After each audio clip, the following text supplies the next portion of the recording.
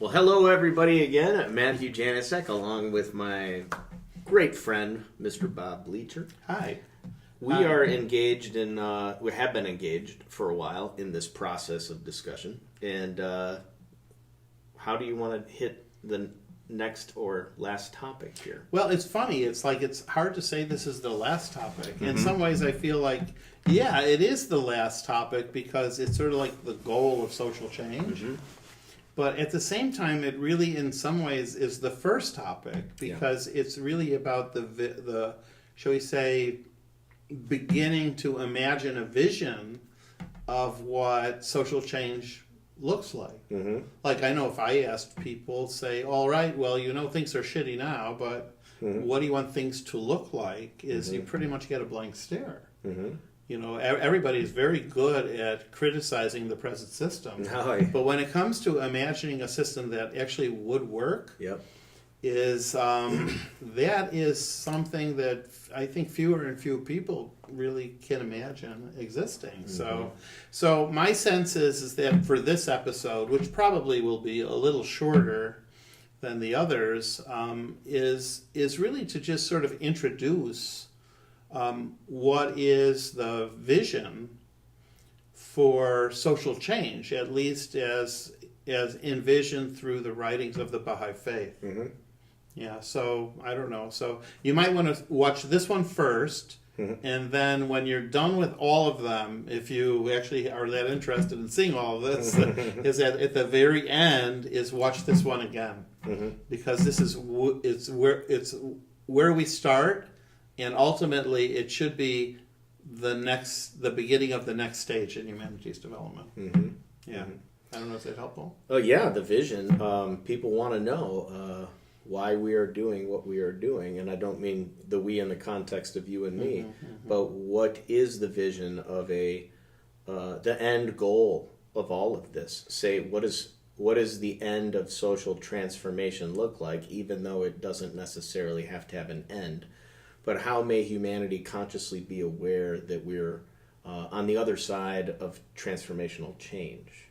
You know. Yeah, that's a good question. I should probably say, because this probably should be the first, so we say, conversation people look at, is that everything that I have to say in this and in subsequent conversations with Matt is going to be based upon my understanding of the writings of the Baha'i Faith.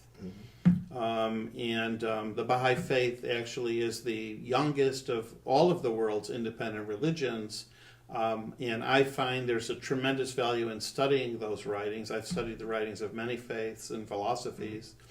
But what I've found is that the writings of the Baha'i Faith, which more and more people are knowing about, but it's still so new, especially in the Western world, is that what I've found by reading those is that those writings really speak to today in ways that other spiritual or religious writings do not.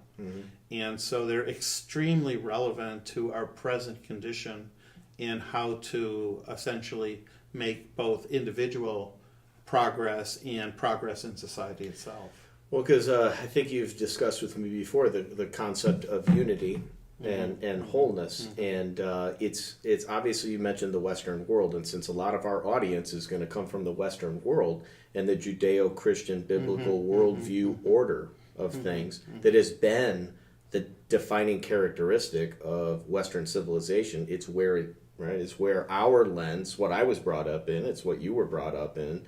Yes. That was our cultural experience, and most of our audience members will come from that cultural experience. But they also are aware that spiritual leaders in the past, in the historical narrative, have really, some of them have been awful human beings and not spiritually led people, even the leaders of faiths in the Western world. So this spirit of unity transcends all faiths, which is one of the constructs of Baha'i that you've explained to me. Well, yeah, I think what you've done is, in a way, sort of summarize, sort of like in a nutshell, what this vision looks like. What the Baha'i writings say very explicitly over and over again in an infinite number of ways is that the cause of God for today is the unification of all humankind on earth into a spiritual civilization that will live both in, shall we say, peace, a spiritual peace, and material prosperity. And I guess the fear that people have in seeing this vision fulfilled is under what terms? Under what terms will there be unity? Will it be the terms that I have been used to in my life? Or will they be on different terms, somebody else's terms? Well, if it truly is a spiritual civilization, then it's a civilization that actually, the terms of it being genuinely spiritual and not material, is automatically, it's essentially every law that exists, just like a law of God, is going to be meant for your own individual growth and development, and the development of, shall we say, the collective of humanity, society in general. So I don't have a problem with laws. I only have a problem with laws that are not a benefit to me or the people. So law itself is a neutral concept.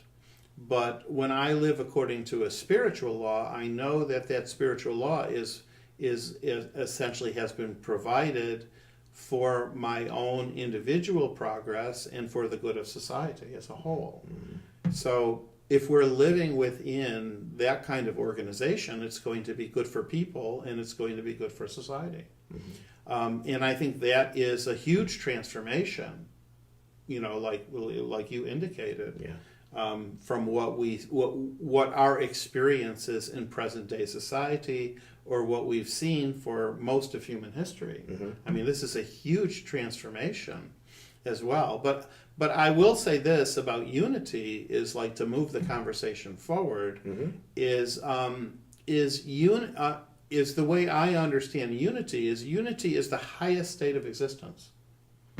So when the Baha'i teachings say that the cause of God in this day is the unification of all of humanity, and that really is what we're talking about here, it's essentially elevating humanity to its highest state of existence.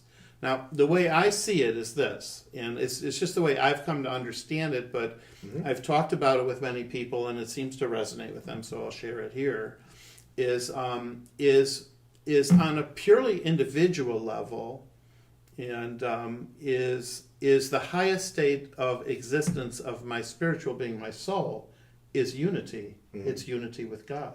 That's called heaven, right? That's the highest state of spiritual existence on an individual level. Okay? And so therefore, on a spiritual level, unity is the highest state of existence. But also in this world, in this mortal world then, is the highest state of our collective existence together, is for all of humanity to live in unity. So to me, it makes perfect sense to understand unity as the highest state of existence, just on a spiritual level, but also even on a material level or a mortal level. I think we can also understand that unity is absolutely essential for there to be social progress. We live in a world today, certainly a society today and a world today, where essentially very little progress is being made. In fact, really what we see mostly is the decline of civilization and the disintegration of civilization.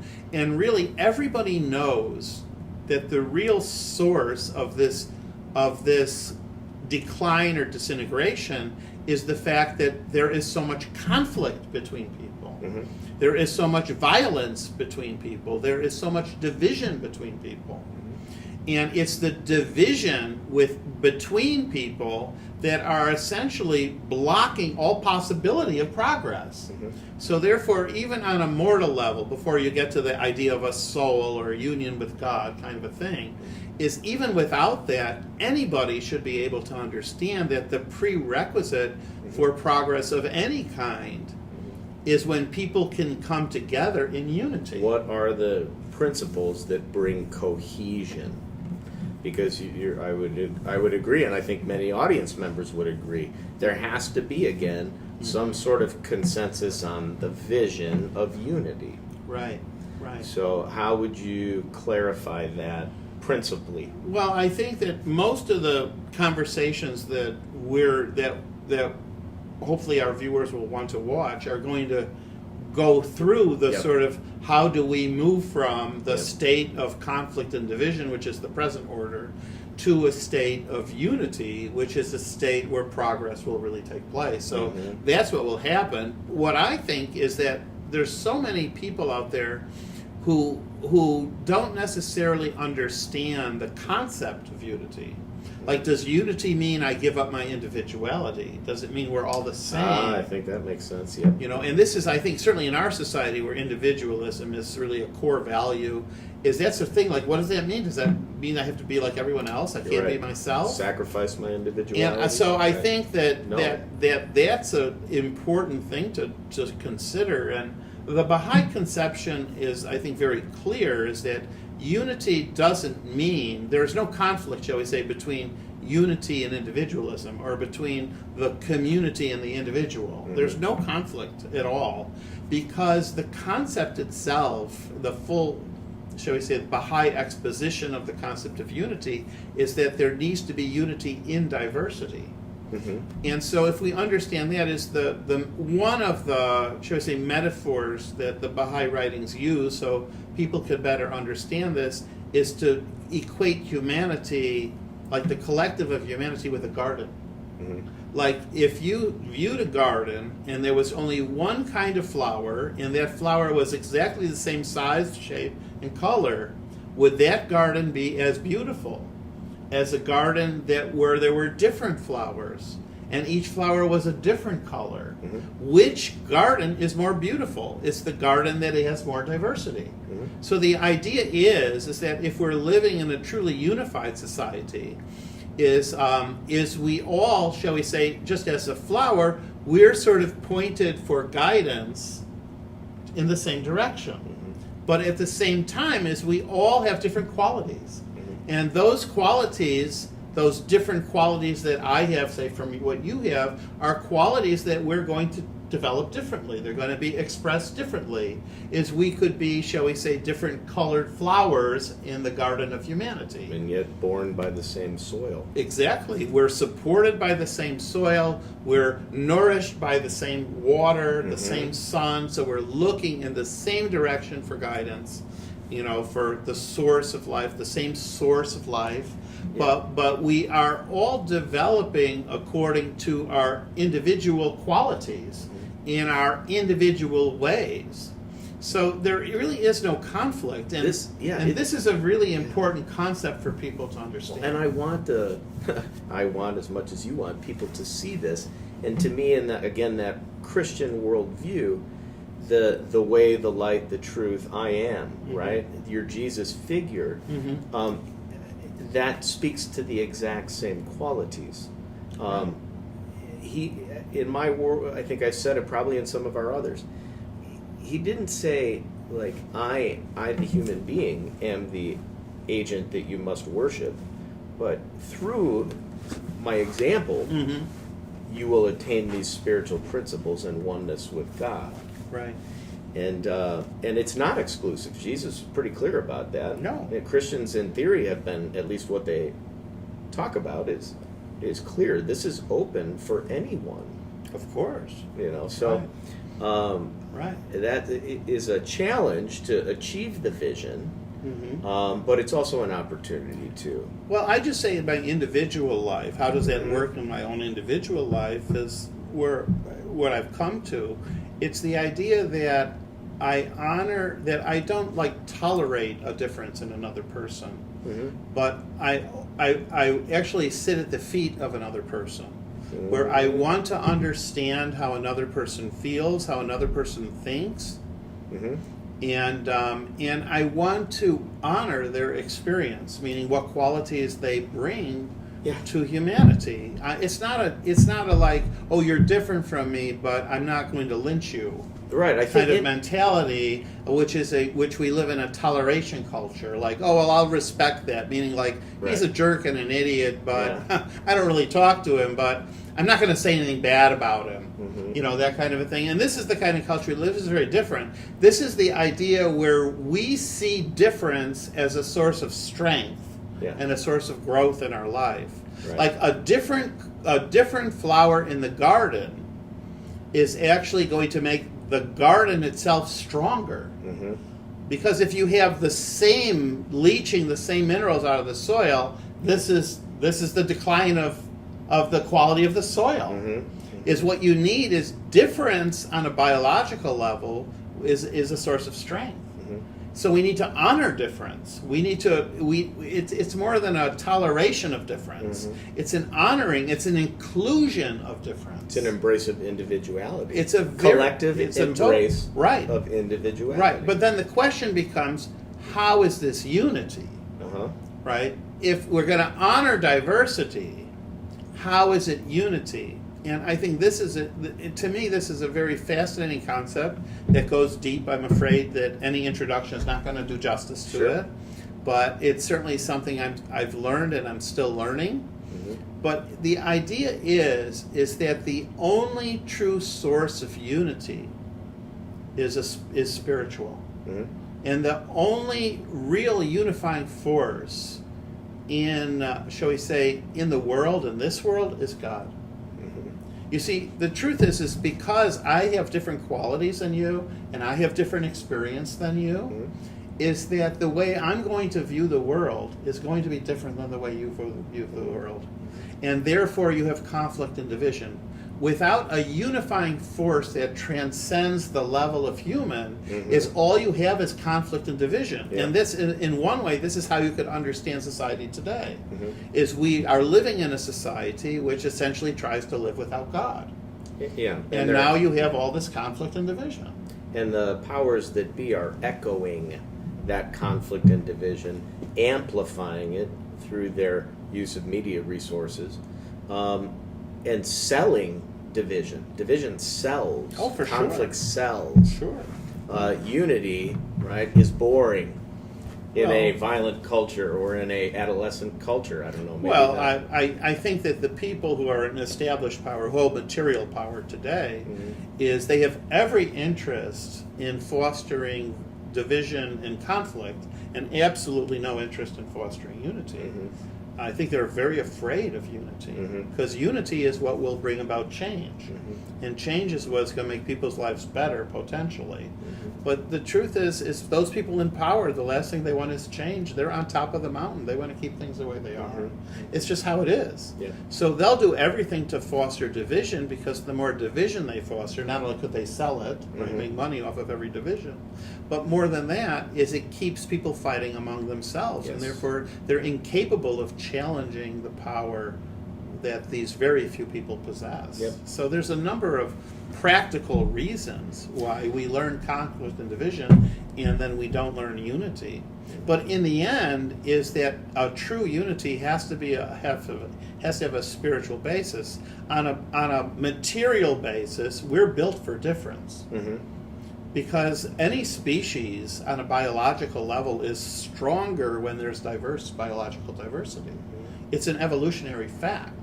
So if we leave ourselves without the spiritual and we just see ourselves as material beings, it's actually in the best interest of the survival of our species for us to be in constant division and conflict, fighting with each other. But if there is going to be unity, then it has to be on a spiritual level. It has to be on a level beyond the human. And the only true unifying force, shall we say the sun of humanity, is God. And I think this is not necessarily the easiest thing for people in today's society to understand, and it's something I'm still getting my head around. But I will have to say it's not true. Yeah, it's not just full of. It's not full of contradictions, but it's full of ideas that people are going to have to wrestle with actually for the first time. Right. So people are wrestling with these concepts that we Right. have been in discussion with, and really for the first time. And there's no PBS documentary on this. There's no media that is engaging on a national level in this type of dialogue or No, discussion. So no. what people are used to consuming is the division and the hate and the greed and and all that. And they think the world is that way, and they become negative. They become depressed. They become hopeless when you feel that the power has been taken from you. Right. That's going to leave you in a sense of desperation. But the transformation that we are living through, and that you and I are watching, and that we're trying to participate on the positive side of that change, is seeing the vision of unity come through. And I think Christ, as well as Baha'i leaders, as well as all religious leaders in the world, and in my opinion, have wanted people to come together. Right. The That's best- the purpose of religion. The best spiritual leaders, the best... True religion is unified. Yeah, it should be a unification principle. Oh, there's no question about it. But I think you're right. This for someone listening for the first time, they might have always thought that God or spirituality is irrelevant to their life. Mm-hmm. Why? I mean, yeah, God gave me all this stuff, but so what? Who cares? Mm-hmm. But really, God and spirituality now is central. Mm-hmm. It's the core of both individual progress. Knowing the truth as revealed by God and living by that truth as individual progress. And then it's also the core of social progress. Mm-hmm. And so, on a level, I mean, we've been taught that although religion is fine for you as a person, but you don't talk about it in public. Right. Like, religion is no way to organize society. That's why we have the separation of church and state. So this is a very countercultural thing for people. Yes. But the bottom line is that, and I know this from studying history, and I Right. think you do too, is Yes. that civilization follows directly from the collective adherence to spiritual principles. Yes, or not adherence, right? History's written by those that don't adhere to it, and it usually ends badly. It's just how it is, right? Yes. The decline of civilization is noted with the absence of Yes. a unifying set of values that usually comes from a religion. Mm-hmm.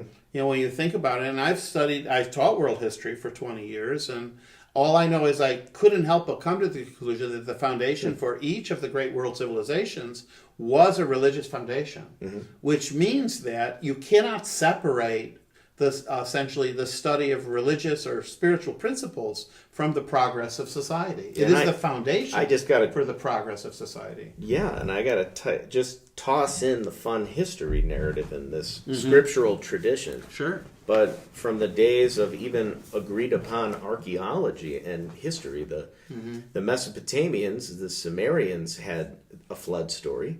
Sure. Scripture in the Noah flood story exists. It exists in Hindu culture.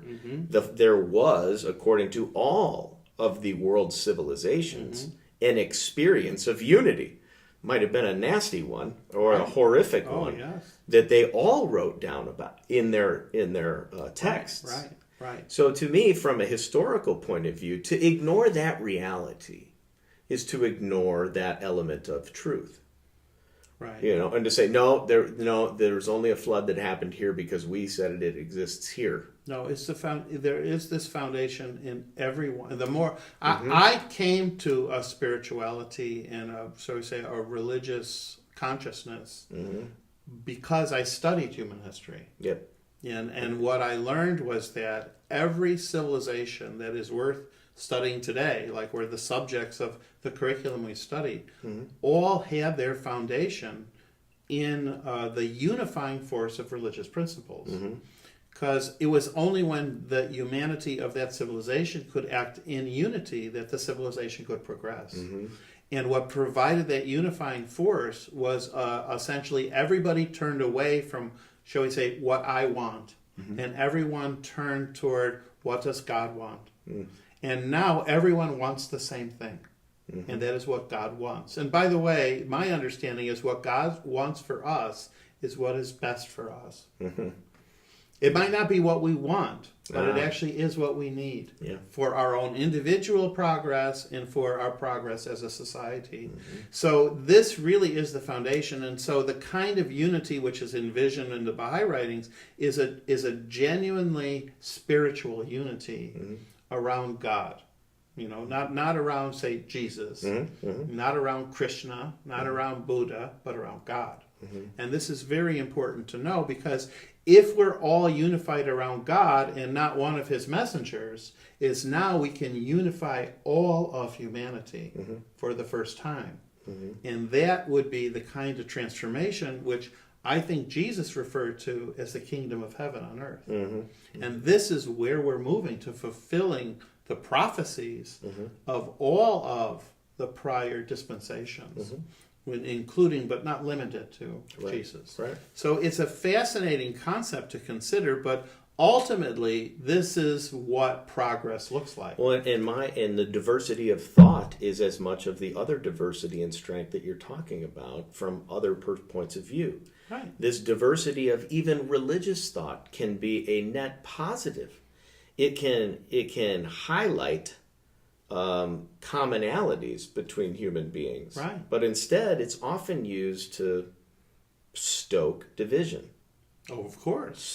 But it doesn't need to be. It doesn't need Like if you and I were to read the same passage that's been revealed in the Baha'i writings, and I shared with you my understanding of it, it might not be the same as yours. But the point is by hearing your understanding, it might actually aid my understanding. And this is what I mean by their strength in honoring diversity. I as a human being, don't have the capacity to completely understand the Word of God. And neither does any other human being. But together, when we come together with bringing our own, shall we say, unique individual experience to these writings, is then we can actually be of aid to each other in strengthening our own understanding of truth and in actually acting as a community that acts in support of, shall we say, what could be the challenging work of placing these teachings into action. And we need community to do that. So I don't know. I think that this is the vision, the unity of all humanity, and it is the foundation for all human progress in history, and it still is the foundation today. And fundamentally is that unity includes diversity. Okay, it's not exclusive of diversity. It includes, it honors it. Diversity is a source of strength, but ultimately the unity can only happen when it is genuinely spiritual, meaning that we are all unified in our willingness to turn toward God, to know the will of God, and to abide by his will. That's the beginning of the creation of a spiritual civilization. Well, I think that pretty much sums it up pretty good. I hope so. I hope this is a good start to our conversations on social change, and I hope also that this is also a good reminder at the end of it. Well, the vision is yet to be clearly seen and applied, but living through transformation. I don't know, as a history teacher too, and as a former history teacher, this is an exciting time to be alive. I think so too. It's really fascinating. But it's also nerve-wracking. Agreed. And to take that into account, that many of our audience members are probably listening to these things because they're in search of greater understanding. And neither you or I have ever claimed to know the truth on all of this.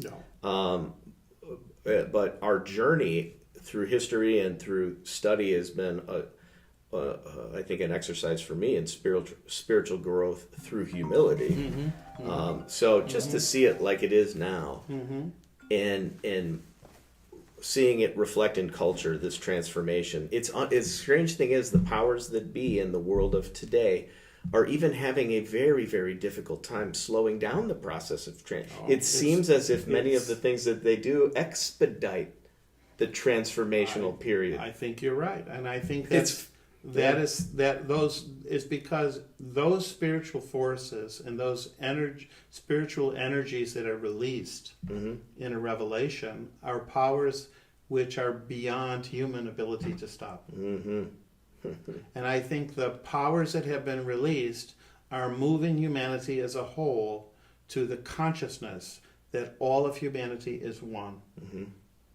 Huge. And this is it. And certainly people in power will want to slow that process down. Yes. Or, you know what I'm saying? But no matter what they do, it doesn't stop it. Mm-mm. It just doesn't stop it. Because these are powers that are bigger than any president of the United States. Mm-hmm. Mm-hmm. It's just how it is. Yep. And I find that to be something that's encouraging and heartening, Mm-hmm. because these are spiritual forces that are moving us toward our own progress and toward the progress of all humanity. Mm-hmm.